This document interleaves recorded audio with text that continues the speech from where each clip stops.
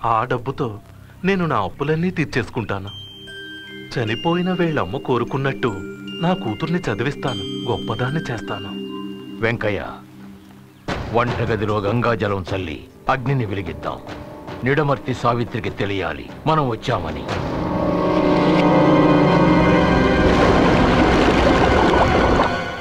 జలయక్షిణి నివాస ప్రాంతం, పాతాళం నుండి ప్రారంభమయ్యే మహామార్గం. ఎక్కడా కొలను.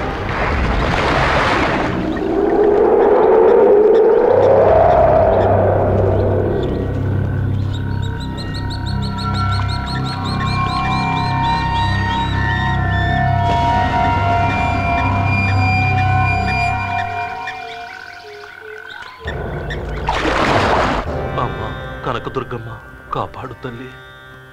ఇక వెలిగించండి. వెంకయ్య! వెంకయ్య! అయ్యో శాస్త్రి గారు,